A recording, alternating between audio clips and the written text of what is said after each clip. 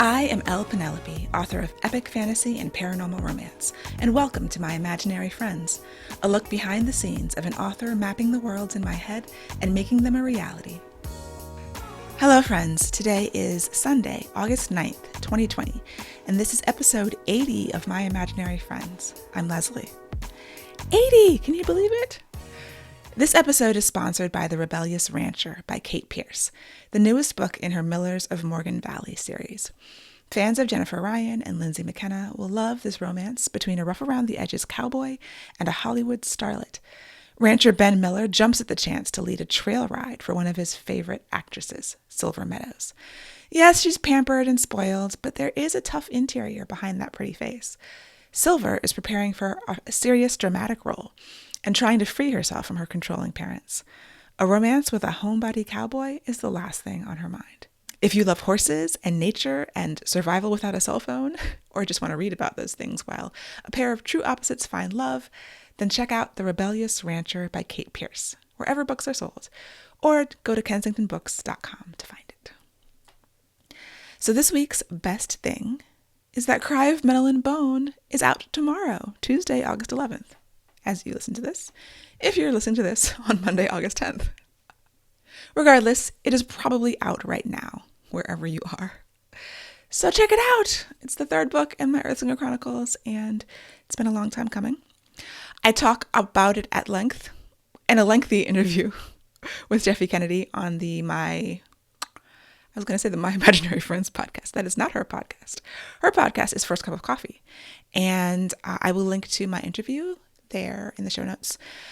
I love Jeffy Kennedy partially because she just keeps it real. Like listening to her podcast is, people have that phrase, keeping it real, keeping it 100. I feel like Jeffy Kennedy is always keeping it real. If she is annoyed, if she doesn't like something, if she loves something, it's 100%. And I really feel comfortable with people who are that honest and forthright. You don't feel like she's hiding anything. So I really enjoyed talking to her, and I was grateful to be on her show. There's a lot of news this week, launch news and events, but another very timely piece of news is that I'm going to be a Pitch Wars mentor.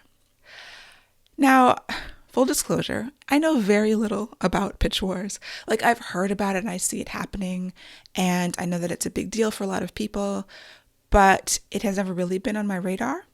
So I'm going to be a co-mentor with my friend and critique partner, Denny S. Bryce, who has done this before, and I'm sure will show me the ropes. And it's exciting. So we'll go through a bunch of submissions, I'm sure, and find a new writer and help them with their manuscript and hopefully get them some interest. So if you are interested in that, check out Pitch Wars. And I'm sure there'll be a lot more happening in the coming weeks and months as things progress and I learn more about what exactly it is that I signed up for. See, Denny is good about getting me to do stuff. I initially say no to everything, and then I learn a little bit more about it and decide, can I fit that in? Does that fit with something that I'm interested in doing? I do like critiquing and I do like mentoring. So once she convinced me to do it, I said, okay, I'll be your partner and we can do this together. So it's not just me on my own figuring things out. Also, timely news. In conjunction with the launch of Cry of Metal and Bone, I'm doing several events coming up. I did one last week, which you can watch the replay of, with Alyssa Cole, Sarah Kuhn, and Alexis Daria, and that was the date night. And that was a lot of fun, so I will link to that. Coming up, if you're watching this in real time, Tuesday, launch day for Cry, is a great event at One More Page Books with one of my favorite authors, Angelina M. Lopez. We're going to have a great time, I'm sure of it. And so definitely check that out, or the replay if you've passed the date. On Wednesday, August 12th, I will be talking with author Kenya Gori Bell on Instagram Live. I'm also doing a launch event on Saturday, August 15th, at the Muse Writer Center with special guest author Moni Boyce, who is fantastic as well. And then on August 20th, I will be in conversation with Kay Arsenault Rivera at Mysterious Galaxy Bookstore. Everything online. Check my events page, links in the show notes. show up, have fun with me, and celebrate the launch. And yeah, I'll be in conversation with a bunch of great authors, and I'm super excited about that too. In writing news, I am working away on my revision of Requiem of Silence, Book 4, in the Earthsinger Chronicles, and it's going really well. I am still meeting at around 8 a.m. every morning with my very good friend and former college roommate, author Inez Johnson, and we're getting the words done. She's working on a dozen books at a time. Now, like 2 or 3 usually at a time. She's very prolific under multiple pen names. And I'm getting it done. I have not been focusing on the novella that's due, but that has to change. And after launch, I will really dive into that. 2 writing sessions a day for me is tough, but I know that's what I need to do.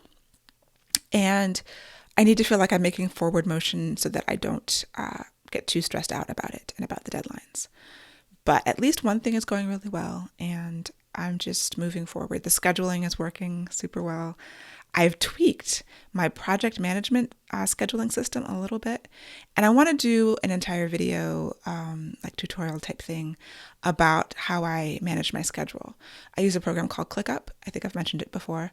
One thing I'll say right now is a to-do list is not enough. I've made to-do lists my entire life, and I'm a big fan of them.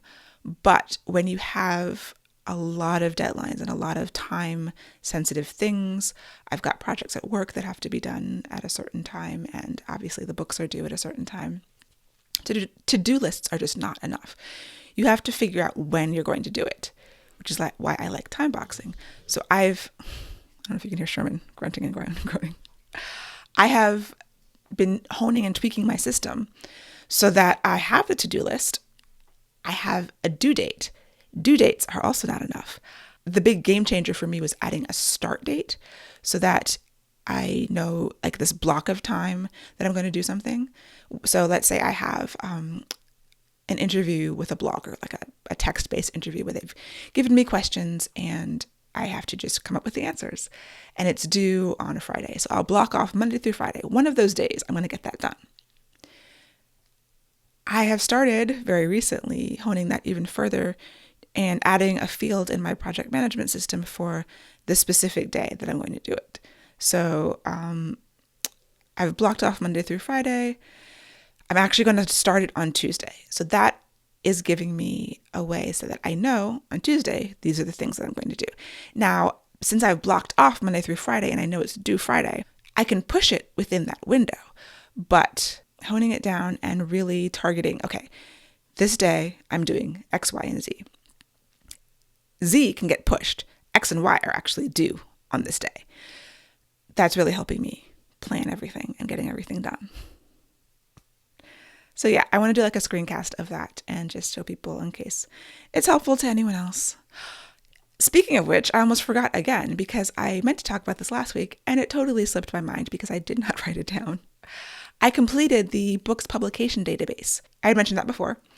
And so it is done. The video is up. I made a blog post on my website about it, which I will link to. You can check out my Notion template and duplicate it into your own version of Notion for free. Notion recently lifted the restrictions they had on their free version, so you probably will not have to pay for it, even if you have lots and lots of data in Notion. I've been moving things from Evernote into this new system, and I'm really liking it. And if that is something that is of interest to you, please check that out also. Something that's been going around Twitter that I saw was this thing that's called the Comic Sans trick. So I'd heard of this before, and I actually haven't tried it because Comic Sans is the devil. I'm talking about the font Comic Sans. But the trick is that if you're having trouble getting the words down, change your font to Comic Sans and draft in that font. And it is working for a lot of people, as I'm seeing on Twitter. Now, I don't really have the problem of not being able to get the words down. I have a host of other problems. But there's an article that I saw that sort of explains this a little bit.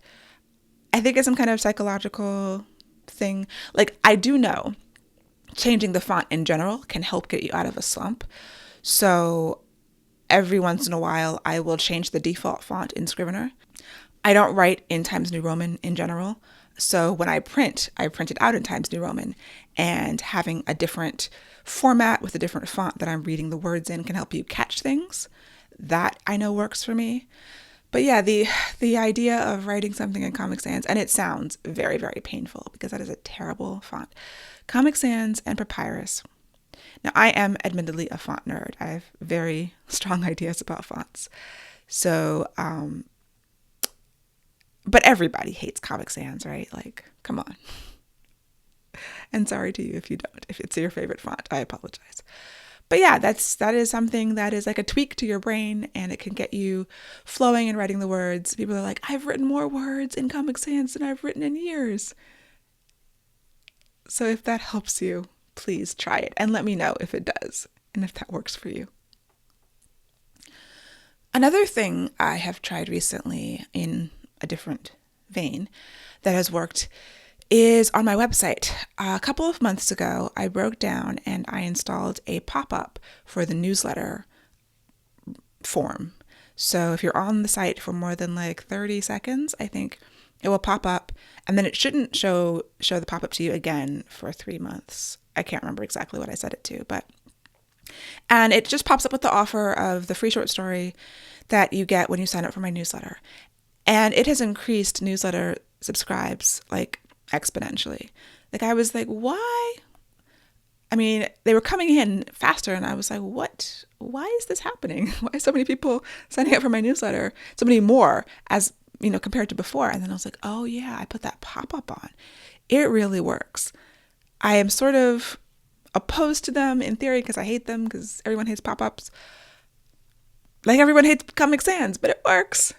So yeah, that is a way if you're trying to increase subscriptions to your newsletter. Give it a shot. I'm using MailerLite, and I'm just using the pop-up form that MailerLite gives you. So it's not even a plugin in WordPress or anything. It's just MailerLite, and that integration is how I did it. And just designed something, put the cover of the free short story that I'm giving away. I had also gotten a pre-made cover for that short story and improved the cover. I changed the other thing I changed was the offer. So for several years, I was giving away as the pre-order incentive this reading list of Black science fiction and fantasy, like early Black sci-fi and fantasy from the 1800s and early 1900s. And I'm still giving that away, but that's just the second thing I give away in my autoresponder sequence. I changed the order so that the first thing you get is this short story. Then you get the reading list, then there's another short story, and I think that's it. It is a good idea to check on your autoresponder every once in a while, a couple times a year, to make sure it's not out of date. And if you don't know what an autoresponder is, it is an automated sequence that happens that you can set up inside your mailing list provider. So inside of MailerLite, and most of them will give you this. The ones that I'm aware of will offer the ability to have this automated sequence of emails. So I think I send out 4, maybe 5 emails once a week, automated, after a person signs up for the newsletter. And that is the way that I deliver the free gifts and the short stories, and introduce myself to new subscribers if they are unaware, if they found me somehow and signed up and didn't know. And so there's all kinds of techniques for that.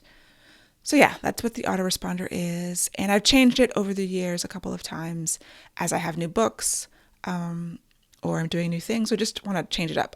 For a while, I was linking to a YouTube video that I have about why I write science fiction and fantasy, and that was there for a couple of years. So I kind of try to touch it, not too often, but newsletters are great. I'm a big fan of newsletters in terms of, having an audience that you have, that you own, quote unquote. So Twitter, Facebook, you don't own them. They could go away. They could do anything they want to do. Your newsletter is yours. Like, it's on MailerLite. Hopefully MailerLite doesn't go away, but I can always download those names and move them to another provider if I need to. Also, I wanted to touch on something that I mentioned last week about the program Scrivener and just tools in general. I firmly believe that I couldn't do what I do without Scrivener. I really depend on Scrivener. I'm sure I would find some other way or some other tool. There are other similar-ish tools to Scrivener out there, Recently, I tried Plotter, which is something that a lot of people have been talking about. I think they were doing like an affiliate thing. And they are another tool that has some similar features to Scrivener. They also have integrated timelines, which is why I was trying them out. I ended up not liking it as much, but I did test it out, and it has some good things about it, definitely. I've downloaded several other options. And one day I might move away from Scrivener. There was another thing that I tried that I kind of did like, but the pricing structure was way crazy and it was just too expensive. Scrivener is like $50-$60 maybe, and you can get a discount there's coupons all over the place from NaNoWriMo gives you a discount. And then I think they do charge you for major updates, but you can use that version for years and be fine. As opposed to like everything is moving to a monthly fee and software as a service. And a monthly fee is okay, but like if it's like $15 a month, like I'm sorry, I can pay $60 for Scrivener and be fine. But tools, any kind of tool, does affect the creativity and the artwork, I think. I was a film major in college, and this was the late 90s, and so computer editing was starting. We had Avid existed. There was this thing called Media 100 that was the cheaper version of Avid, and Premiere, I think, was around. So there were various computer-based editing systems, but they were just super expensive, and you had to have all this, hardware extra video cards and codecs and things that, just made it a little bit more difficult. But my senior year, I had saved up and I bought a computer and this video card so that I could hook up a video camera to the video card and import the video into the computer and edit it. This was not novel, but it was not the norm at the time to be able to do that in your dorm room. But I was really interested in learning original film techniques. So most of our editing was video editing. It was the 2 VCRs and the controller and the 2 monitors. And that's how we edited our projects. Now, if you were shooting on film, we were cutting film with razor blades and taping it together. There wasn't like an undergrad class for that, but I took the graduate level classes in Intro to Film Editing, and I interned and worked for one of the professors who was cutting her film, and because I was fascinated by that. I wanted to learn how to cut film for real.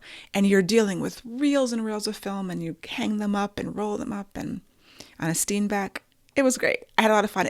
And that tool makes you edit differently than when you're editing on the 2 VCRs and the controller or on the computer. There's things that you do and techniques that you learn because of the tools that you have. I first learned to cut audio on tape. When I worked at NPR, I had a year-long internship at NPR, and we learned to cut tape there. And then I took the radio class at Howard. And it's, again, razors, tape, tape. It's like special tape for the audio tape. And you cut differently when you're doing it that way. When in our radio class, we would do a paper edit where you would transcribe your interviews and literally cut and paste them. I mean, you could do it in a word processor, but and then go back to the tape and cut it. And that influenced how I learned to edit, so that when I edited the documentary that I co-directed, that was the only way I knew how to do it. And although this was a few years later, so it was on the computer and it was Final Cut Pro, the tools influence the technique. And my point is that the same is true with writing, in my opinion. So my initial inclination in terms of writing a novel, even though I write in order, I do move things around, and I like to be able to have my scenes be mobile, because I'm doing different POVs. I've always written with multiple POVs, and sometimes you just need to shift things around. So because I had the tool of Scrivener that really facilitated that in a way that is much more difficult to do in Word, it influenced my process, and it influenced just the style. I don't know the style of how I write, but how I accomplish the writing and how I actually get things done. And then the two fed each other. So my desire to move the scenes around caused me to find a program that allowed me to do that. And then the additional program features opened up other ways of thinking about the novel and approaching the craft. And so, the tools can shape how you do things. And I do think that if I hadn't had the tools, would I write a book with 6 POVs, given the difficulty that it would be for me to do that in Microsoft Word. There's always more than one way to do something. And so our tools, whether it's sticky notes and whiteboards, spreadsheets, typewriters, when you had to write a novel on a typewriter, I feel like it must be like cutting film with a razor blade. I've seen people say, okay, print all this stuff out and then cut the scenes apart and reorganize them and then tape them together in a sheet. And these are generally older people who that's how they had to do it. And that's their mindset. And then those are the tools that they brought to their art. And it influenced what they were writing in some way. So yeah, I was just thinking about that because I wanted to evaluate my own statement about not being able to do this without Scrivener. I don't want to do it without Scrivener. I guess that's the thing. Like, I would find some way, but Scrivener just makes it so much better. I love tools. That is one constant in my life. I do love tools. I love gadgets. I just bought something that I saw on Instagram, and I had made a promise to myself not to buy anything else from an Instagram ad because I've been burned. But this seemed very legit. It is this desk-based whiteboard. So it's sort of like, it's like a small platform that sits on your desk and your keyboard can slide underneath it if it needs to. And on the surface of it is whiteboard.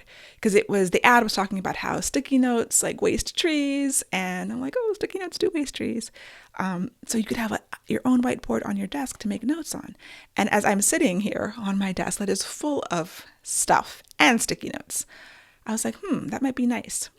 I might be able to keep my desk clean if I had this sort of like personal desk whiteboard right in front of me.